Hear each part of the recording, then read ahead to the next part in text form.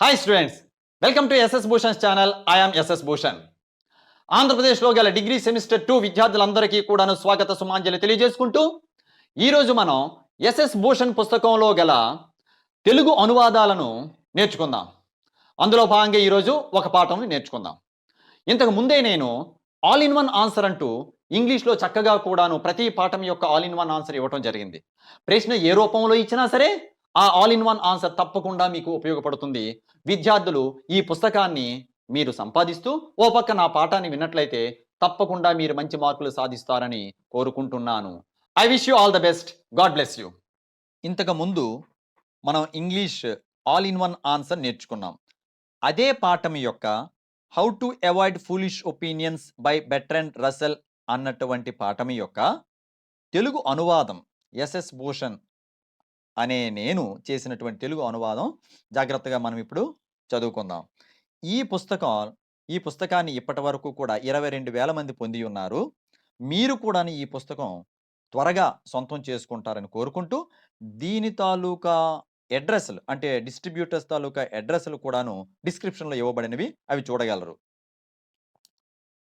ఏదైనా ఒక విషయాన్ని పరిశీలన వలన తేల్చవచ్చు అనుకుంటే ఆ పరిశీలన ఏదో నీవే చేయుము. మగవారి కంటే ఆడవారికి తక్కువ దంతాలు ఉంటాయనే తప్పుడు ఆలోచనకు అరిస్టాటిల్ వచ్చాడు. చూసారా, విచిత్రంగా ఉంది. మగవారి కంటే ఆడవారికి తక్కువ దంతాలు ఉంటాయని అన్నాడంట. అది తప్పుడు ఆలోచన అంట. ఈ అభిప్రాయానికి వచ్చే ముందు ఆయన కనీసం తన భార్యని నోరెళ్ళబెట్టమని చెప్పి లెక్కించి ఉండాల్సింది. అంటే ఒక విషయం చెప్పేటప్పుడు ముందు ఎవరినో అడిగితే నోరెళ్ళబెట్టమంటే, వేరే ఆడవాళ్ళని ఎవరైనా నోరెళ్ళబెట్టమంటే వాళ్ళు కోపగించుకొని చెంపచెల్లుమని పెంచవచ్చు. కానీ తన భార్యకే నోరు వెళ్ళబెట్టమని అడిగితే బాగుండేది కదా. అడిగి ఆ దంతాలను లెక్కించి అప్పుడు ఇన్ని దంతాలు ఉంటాయని ఒక నిర్ధారణకు రావాలి కదా. ఆయన రాలేదు. తనకి తెలుసులే అనే ధోరణి వలన అతను ఆ పని చేయలేదు.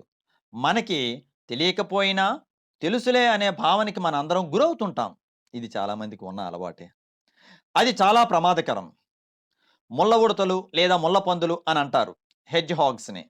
సో ఈ ముళ్ళ ఉడతలు, ముళ్ళ పందులు లేదా కీటకాల ఈ ఈ ముళ్ళ ఉడతలు లేదా ముళ్ళ పందులు కీటకాలని తింటాయి లేదా బీటిల్స్ని తింటాయి అని ఇతరులు నాకు చెప్పడం వలన నేను నమ్ముతాను. ఓకే, నమ్మకం వరకే. కానీ ఆ ముళ్ళ ఉడతల యొక్క అలవాట్ల గురించి నేను ఒక పుస్తకం రాయవలసి వచ్చేటప్పుడు మాత్రం విన్నదానితో సరిపెట్టుకోకుండా అవి ఇలాంటి ఆకలి చచ్చే ఆహారం తింటున్నాయా, అంటే ఇష్టం లేనటువంటివి లేదా జుగుప్సాకరంగా ఉన్నటువంటివి అలాంటి ఆహారం తింటున్నాయా లేదా అని నేనే స్వయంగా పరిశీలించి నిర్ధారణకు రావాలి. అంటే ఎవరో చెప్పిన విషయాలపై నేను ఆధారపడకూడదు. అరిస్టాటిల్ ఇలాంటి విషయాలలో జాగ్రత్తలు పాటించలేదు. ఒంటి కొమ్ము గుర్రాలు అంటే యూనికార్న్స్, ఒంటి కొమ్ము గుర్రాలు, నిప్పుల పాములు గూర్చి పురాతన మధ్యయుగపు రచయితలకి ఏమీ తెలియదు. ఓకే, అక్కడ అని పడింది. మధ్యయుగపు రచయితలకి ఏమీ తెలియదు.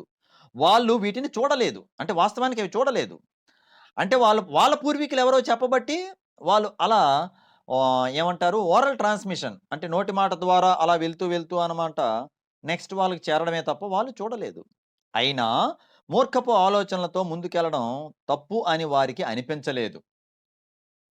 పాత వాళ్ళు ఏదో చెప్పారు, నా ముందు తరం వాళ్ళు చెప్పింది నేను తర్వాత తరం వాళ్ళకి చెప్పేస్తానని చెప్పి నిర్ధారించుకోకుండా వాళ్ళు చెప్పేశారంట. అది బెర్ట్రాండ్ రస్సెల్ అనేది. చాలా విషయాలు పరీక్షలకి నోచుకోకుండా పోతున్నాయి. అంటే టెస్ట్ ఆఫ్ ఎక్స్పీరియన్స్ అన్నటువంటి ఒక పరీక్ష. అంటే అక్కడ పరీక్ష అంటే పేపరు పెన్ అని కాదు ఇక్కడ అర్థం. అంటే పరిశీలన. అందరిలాగే మీకు కూడా అలాంటి దృఢమైన మూఢనమ్మకాలు ఉన్నాయంటే నీవు పక్షపాత ధోరణితో నడుస్తున్నట్లే. అలా నడవకుండా జాగ్రత్తలు తీసుకోవాల్సిన అవసరం వచ్చిందని గ్రహించు. ఏదైనా నీ అభిప్రాయానికి భిన్నంగా ఉన్నదని కోపం వచ్చిందంటే నీ అంతరంగంలో నీవు వ్యక్తం చేసిన అభిప్రాయంపై సందేహాలు ఉన్నట్లే. అంటే ఎవరో ఒక అభిప్రాయం చెప్పారు, రోడ్డుకి ఎడం పక్క నడవాలని, కాదు కుడిపక్క కూడా నడవచ్చని నువ్వు అంటావు. సరే, నీ అభిప్రాయం తప్పు అని అవతల వాడు అనేటప్పుడు నీ కోపం వచ్చిందంటే నీ అంతరంగంలో నీకు తెలుసు నువ్వు కూడా చేస్తున్నటువంటిది తప్పు అని. 2.5 లేదా ఐస్లాండ్ భూమధ్య రేఖ మీద ఉంది అని ఎవరైనా నీతో వాదించారంటే ఆ వ్యక్తిపై మీరు జాలి పడాలంట. 2 ఎంత 4. ఐస్లాండ్ ఎక్కడ ఉంది? యాక్చువల్గా పైన ఉంది. గాని అది భూమధ్య రేఖనుంది, ఈక్వేటర్ దగ్గరుంది అని చెప్పారనంటే, నీవు వాళ్ళని చూసి కోపగించుకోకూడదు. అయ్యో! నీకు ఈ విషయం తెలీదా అని చెప్పి జాలిపడాలంట. అయితే మీకు కూడా వాస్తవాలు తెలిసుండాలి సుమా! నిజమే భూమధ్య రేఖ ఐస్‌లాండ్ దగ్గరే ఉంటుంది అని చెప్పి నువ్వు అనుకున్నావనుకో, అంటే అర్థం ఏంటి? నీకు కూడా తెలీదు. ముందు నీకు ఆ కన్సర్న్డ్ సబ్జెక్ట్ పైన పట్టు ఉండాలి. లేదంటే ఆ మూర్ఖపు వాదనలు మీ అభిప్రాయాలను కూడా మార్చివేయగలవు. ఏ విధంగా చూసినా బలమైన సాక్ష్యాలు లేని అంశాలపై అతి క్రూరమైన లేదా మొండి వాదనలు వినిపిస్తాయి. సాక్ష్యాలు లేని చోటే మొండి వాదనలు వినిపిస్తాయి. జాతి, మత, కులాచారాలు దైవ శాస్త్రంలో ఉంటాయి. వీటిని ఆధారంగా మనుషులను వెలివేయడం, పారద్రోలడం జరుగుతుంటుంది. అదే వెలివేత గణితంలో ఉండదు. అంటే గణితంలో 2 5 అని చెప్పావనుకో, కాదు 2 4 అని చెప్పి ప్రూవ్ చేయొచ్చు నీవు. గానీ అంతకుముందు అనుకున్నట్టు కొన్ని విషయాలనమాట. అంటే టెస్ట్ ఆఫ్ ఎక్స్‌పీరియన్స్‌కి దొరకనటువంటి విషయాలు ఆ యూనికార్న్‌కి ఏవో నెక్స్టు ఏమంటారు ఆ పాములు ఇలాంటివన్నీ కూడాను అన్నామే. అలాంటివన్నీ కూడాను మన ఎక్స్‌పీరియన్స్‌కి, మన కళ్ళకి మనకు కనిపించినటువంటి వాటి పట్ల మన పూర్వీకులు ఏదో చెప్పారు. దాన్ని మనం గుడ్డిగా నమ్మడమే అనేటట్టుగా ఉంటుంది. అక్కడ నమ్మకపోతే వెలివేత ఉంటుంది. లేదా నరమేధం ఉంటుంది. ఇక్కడ అలా ఉండదు. గణితంలో అలా ఉండదు. నిర్ధారించుకోవచ్చు. ఎందుకంటే గణితంలో జ్ఞానం, విచక్షణ ఉంటుంది. అదే దైవ శాస్త్రంలో అభిప్రాయం, నమ్మకం మాత్రమే ఉంటుంది. కనుక అభిప్రాయ భేదం వచ్చినప్పుడు నీదే ఒప్పు అని వేలాడొద్దు. పరీక్షించిన అనంతరం నీది తప్పుడు అభిప్రాయం అవ్వచ్చు. జాగ్రత్త. సామాజిక వలయాలలో సామాజిక వలయాలలో గల అనేక అభిప్రాయాలతో మన అభిప్రాయాలు ఎలా భిన్నమైనవో జాగరూకతో పరిశీలించుకోవడం వలన గుడ్డి నమ్మకాలను వదిలించుకోవచ్చు. మన చుట్టూ ఉన్నటువంటి వాళ్ళ యొక్క అభిప్రాయాలను కూడా మనం గౌరవిస్తూ, మన అభిప్రాయాన్ని దాన్ని కంపేర్ చేసుకుంటూ ఉంటే, అప్పుడు మనం కొన్ని గుడ్డిగా నమ్మే విషయాలను వదిలించుకోవచ్చు. బెర్ట్రాండ్ రస్సెల్ ఏమంటాడంటే, బాల్యంలో నా దేశంలో కంటే నేను ఫ్రాన్స్, జర్మనీ, ఇటలీ, యూఎస్ఏలో ఎక్కువగా కాలం గడిపాను. నా అభిప్రాయమే సరైనదనే అహం ఈ దేశయాటనల వల్ల చాలా క్షీణించింది. ఒకప్పుడు నా అభిప్రాయమే కరెక్ట్ అనుకునేవాడంట. గానీ, విభిన్న ప్రదేశాలు తిరగటం వల్ల ఆయనకి చాలా జ్ఞానోదయం కలిగి, కొన్ని సందర్భాలలో నాదే కరెక్ట్ అన్నటువంటి అభిప్రాయం తప్పు అని చెప్పి, అలాంటి మొండి వాదనలన్నీ కూడా క్షీణించాయంట ఆయనలోనివి. ఒకవేళ మీరు ప్రయాణాలు చేయలేకపోయినా, అంటే దేశదిమ్మరగా తిరగలేకపోయినా, మీరు ఎవరితో విభేదిస్తున్నారో తెలుసుకోండి. వాళ్ళతో మాట్లాడండి. మీకు చెందని పార్టీ యొక్క వార్తాపత్రికను చదవండి. ఒకవేళ మీరు మాట్లాడిన మనుషులు వార్తాపత్రిక చాలా వెర్రివి, తప్పుదోవ పట్టించేవి, జిత్తుల మారివి అనే అభిప్రాయానికి వచ్చారనుకుందాం.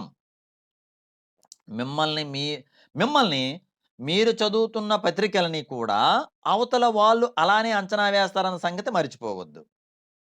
అయితే ఇరువైపుల వారి వాదనలో నిజం ఉండవచ్చు. గానీ ఇద్దరూ తప్పని అనలేం. ఇలాంటి వాదనలు మనకి కనువిప్పు కావాలి. ఇది ఇక్కడ మంచి విషయం చెప్పారు. మనం కొన్ని సందర్భంలో నా పార్టీ గొప్పదని నేనంటాను. మీ పార్టీ గొప్పదని మీరంటారు. నేను చదువుతున్న పత్రిక సరైందని అంటాం. మీరు చదువుతున్న పత్రిక తప్పు అని అంటాం. అయితే నేను ఎవరినైనా సరే తప్పు, ఆ పత్రికను తప్పు లేదా మనిషిని తప్పు అంటే, అవతల వాళ్ళు కూడాను నన్ను అలాగనే నా అభిప్రాయాన్ని తప్పు అనుకోవచ్చు కదా! నేను చదువుతున్నటువంటి పత్రిక కూడా పనికిమాలింది అని చెప్పి అనుకోవచ్చు కదా! అయితే ఇరువైపుల వారి వాదనలో నిజం ఎంతో కొంత ఉండవచ్చు. అలా అని ఇద్దరూ తప్పని చెప్పలేమంట. ఇలాంటి వాదనల వల్ల మనకి కనువిప్పు కావాలే తప్ప, మూర్ఖత్వం ఎక్కువ కాకూడదు. అలాగని విదేశీ లేదా ఇతరుల ఆచారాలు తెలుసుకోవడం వలన ఎల్లవేళలా ప్రయోజనం ఉండదు. అంటే మంచూలు చైనాను 17వ శతాబ్దంలో జయించారు. అప్పటి వరకు ఉన్న ఆచారాలు ఎలాంటివంటే ఎక్కడ చైనాలో ఉన్న ఆడవాళ్ళకి చిన్న పాదములు ఉండవలెనని, మంచులలో ఉన్న మగవారు పంది తోకతో మసలుకోవాలని ఆచారం ఉండేది. పంది తోక అంటే పంది తోక లాంటి జడ. పానీటెయిల్ అంటాం. అంటే గుర్రపు తోక అని కాదు అక్కడ అర్థం.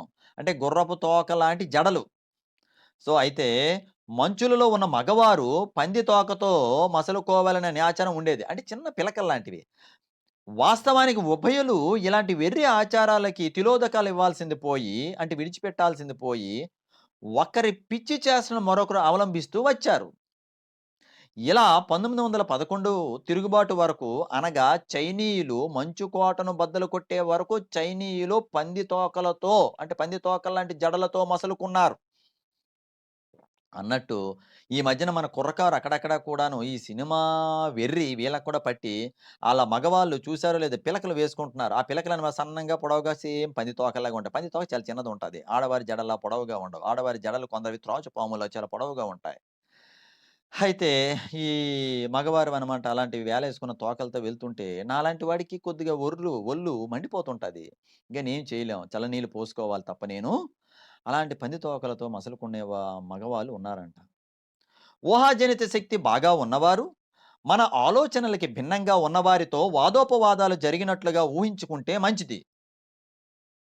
అంటే ఇమాజినేషన్ అన్నమాట. ఇమాజినేషన్‌తోనే మనం ఊహించుకోవడం. ఒక రకంగా చెప్పాలంటే ఇది ఒక రకమైనటువంటి పగటి కలలు లాంటిది. ప్రత్యర్థులతో జరిగే వాస్తవ వాగ్యుద్ధంతో పోలిస్తే దీనివలన ఒక ప్రయోజనం ఉంటుంది. డైరెక్ట్‌గా మనం మన ఎనిమీ లేదా అపోనెంట్‌తో మనం వాదించే కంటే, ఊహాజనితమైనటువంటి అభ్యర్థితో, ఊహాజనితమైనటువంటి విషయాలతో, మన ఊహాజనిత శక్తి బాగా వాడినట్లయితే ప్రయోజనం ఉంది. అదేమిటంటే, వాదించుకునే పద్ధతికి కాలమాన పరిస్థితులు అడ్డు తగలకపోవడమే. అంటే ఒక విషయాన్ని మనం వాదించేటప్పుడు, దానికి పలానా టైంలో ఆయన మనకు అక్కర్లేదు. మనం పడుకునేటప్పుడు కూడాను ఎన్నో ఊహించుకోవచ్చు. ఎవరెవరితో మనం వాదిస్తున్నట్టు అప్పుడప్పుడు మనం మాట్లాడుకుంటుంటాం మనలోనే మనం వెర్రిగా. అదే మన ఇమాజినేషన్ అంటే. నెక్స్ట్ యావత్తు ప్రపంచమంతా పారిశ్రామిక విప్లవంతో దూసుకుపోతుంటే, మహాత్మా గాంధీ మాత్రం రైల్వేలను, మరపడవలను, యంత్రాలను వద్దంటాడు. పాశ్చాత్య పాశ్చాత్య దేశాలన్నీ ఆధునిక సాంకేతికతను స్వాగతిస్తున్న వేళ, గాంధీ గారి లాంటి అభిప్రాయం కలిగిన వ్యక్తి మీకు ఎక్కడ తారసపడకపోవచ్చు, ఎక్కడ కనిపించకపోవచ్చు. అయితే నీ ఆధునిక పోకడలు సరైనవా కాదా అని తేల్చుకోవాలంటే గాంధీ గారితో వాదిస్తే తెలుస్తుంది. ఆయన ఏమంటాడు? మనం ఆధునికమైన పోకడలు వద్దు అంటాడు. పాతకాలం పద్ధతులు ముద్దు అంటాడు. అప్పుడు అలాంటి వాళ్ళకిది. ఊహాజనితమైన ప్రత్యర్థితో, ఊహాజనితమైన వాదోపవాదాలతో నేను చాలా అభిప్రాయాలను అనేక సందర్భాలలో మార్చుకోవడమే కాకుండా, నా అభిప్రాయమే ఖచ్చితమైనదనే మొండితనం నుండి నేను బయటపడగలిగాను. అర్థమైంది కదా! నీ ఆత్మగౌరవాన్ని స్తుతించే అభిప్రాయాలతో ఎల్లప్పుడూ జాగ్రత్త వహించవలెను. ఇది చాలా ముఖ్యం.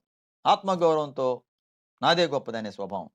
10కి 9 సందర్భాలలో తమ లింగమే గొప్పదనే భావనలో అటు పుల్లింగం వారు, ఇటు స్త్రీలింగం వారు విర్రవీగిన సందర్భాలు అనేకం.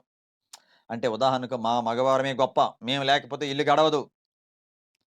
మా ఆడవారమే గొప్ప, మేము లేకపోతే అసలు ఇల్లు నడవదు అని చెప్పి ఆడవాళ్ళు వాళ్ళ ఫెమినిన్ జెండర్ కోసం, మగవాళ్ళు వాళ్ళ మస్కులిన్ జెండర్ కోసం గొప్పగా చెప్పుకునే సందర్భాలు అనేకం ఉంటాయంట. ఇరువైపులా అనేక సాక్ష్యాలు కూడా ఉన్నాయి. ఉదాహరణకు అనేక మంది కవులు, శాస్త్రజ్ఞులు మగవారే అని మగవారు జబ్బలు చరుచుకుంటే, అంటే గొప్పవారు అని అనుకుంటే, వెంటనే ఆడవాళ్ళు చూడండి ఏమంటారు? చాలామంది నేరస్తులు కూడా మగవారే కదా మరి! అంటే మీ మగవాళ్ళు నేర చరిత్ర ఉన్నవాళ్ళు, నేరమయమైనటువంటి ప్రవృత్తి కలిగిన వాళ్ళు అని అంటారు మన మగవారిని. చాలామంది నేరస్తులు కూడా మగవారే కదా మరి! అని ఆడవాళ్ళు టక్కున చొరక వేస్తున్నారు. ఇలాంటి ప్రశ్నలకు జవాబులు దొరకడం కష్టమే. అయితే ఆత్మగౌరవం పేరుతో ఇలాంటి వాటిని చాలామంది దాచేస్తున్నారు. ప్రపంచంలోని ఏ ప్రాంతం వారమైనా ఇతర దేశాల కంటే మన దేశమే గొప్పదనే భావనలో ఉంటాం. ప్రతి దేశానికి అనుకూల, వ్యతిరేక అంశాలు అనేకం ఉంటాయి. అయితే మన దేశానికి ఉన్న అనుకూలమైన అంశాలు చాలా ముఖ్యమైనవి గాను, వ్యతిరేక అంశాలు చాలా చిన్న విషయాలుగాను భావించి మన విలువల ప్రమాణాలను సరిపుచ్చుకుంటూ సర్దుకుపోతుంటాం. ఇప్పుడు ఉదాహరణకు ఇక్కడ కాస్త ఒక వివాదాస్పదమైన అంశం మీకు చెప్పాలనుకుంటున్నాను. మనమేమంటాం, ఆ కాశ్మీర్ పైన చూడండి ఎప్పుడు ఊగుతూ ఉంటాది. అక్కడ ఏమంటాం మనం? పీఓకే అంటాం. పాక్ ఆక్యుపైడ్ కాశ్మీర్. పాక్ ఆక్రమిత కాశ్మీర్ అని మనం అంటాం. వాళ్ళు మన కాశ్మీర్‌లో ఉన్నటువంటి భూభాగాన్ని వాళ్ళేమంటారు? భారత్ ఆక్రమిత కాశ్మీర్ లేదా ఐఓకే ఇండియా ఆక్యుపైడ్ కాశ్మీర్ అని చెప్పి వాళ్ళంటుంటారు కదా! అంటే ఎవరికి వాళ్ళే అన్నమాట వాళ్ళలో చెప్పుకుంటూ వెళ్తూ ఉంటారు. సరే అది చాలా పెద్ద విషయం. సో, ప్రతి దేశానికి అనుకూల, వ్యతిరేక అంశాలు అనేకం ఉంటాయి. అయితే మన దేశానికి ఉన్న అనుకూలమైన అంశాలు చాలా ముఖ్యమైనవి గాను, వ్యతిరేక అంశాలు చాలా చిన్న విషయాలుగాను భావించి మన విలువల ప్రమాణాలను సరిపుచ్చుకుంటూ సర్దుకుపోతుంటాం. ఉదాహరణకు మన దేశ జనాభా చాలా గొప్పది. మనకి 25-35 సంవత్సరాలు కష్టపడే వాళ్ళు చాలా ఎక్కువ మంది ఉన్నారు. ఇది ప్లస్ పాయింటే. గానీ దేశ జనాభా విపరీతంగా ఉంది. అది మైనస్ పాయింట్ కదా వాస్తవానికి. గానీ మనమేమంటాం? కష్టపడే శక్తి కలిగినటువంటి మానవ వనరులు మన దేశంలో 25-35 లేదా 45 సంవత్సరాల మధ్యలో ఎక్కువగా లభిస్తున్నాయి మానవ వనరులని మనం అంటాం. ఓకే. ఇలాంటివి అనేక విషయాల్లో ఉన్నాయన్నమాట. నెక్స్ట్. అయితే నిరూపించదగిన జవాబు ఇలాంటి విషయాలకి దొరకదని విజ్ఞతతో ఆలోచించే వానికి తెలుస్తుంది. మనిషి యొక్క ఆత్మగౌరవం గూర్చి తేల్చడం చాలా కష్టం. ఎందుకంటే ఇది మనిషితో మాత్రమే చర్చించదగినది. ఆత్మగౌరవం అనేది మనిషితోనే మనం చర్చించాలి తప్ప ఇది మెషిన్‌తో చర్చించేది కాదు. దీనికి వేరే కొలమానం లేదు. మనిషి కాని జీవితో చర్చించలేనిది. మనిషి మదిలోని గర్వం, మేధస్సు గూర్చి నాకు తెలిసిన ఒకే ఒక విషయం ఏమిటంటే, ఈ అనంత విశ్వంలో భూమి అనే గ్రహం మీద మనిషి అనే జీవిది చిన్న ఘట్టం. అంతే కాకుండా జెల్లీ ఫిష్‌కి మనిషి ఎలా చాలా పెద్ద జీవిగా కనిపిస్తాడో, విశ్వంలోని ఇతర ప్రాంతాలలో మనకంటే గొప్ప జీవులు కూడా ఉండవచ్చు. అంటే మనిషి కంటే గొప్ప జీవులుండవచ్చు. మనిషి మేధస్సుకి మించిన అంశాలు ఈ సృష్టిలో ఉండవచ్చు. మనమే గొప్ప కాదు అన్నటువంటి ఈ చివరి వాక్యాలు చాలా విలువైనటువంటి విషయాన్ని మీరు గమనించగలరు. మీకు కావలసినటువంటి ఈ పుస్తకం ఇక్కడ కిందనిచ్చినటువంటి డిస్క్రిప్షన్‌లో అడ్రెస్‌లు ఇచ్చాం. ఫోను నంబర్స్ ఇచ్చాం. వారికి మీకు చేసినట్లయితే మీ ఊరు లేదా మీ కాలేజీకి వాళ్ళు పంపించగలరని తెలియజేసుకుంటూ thank you. God bless you.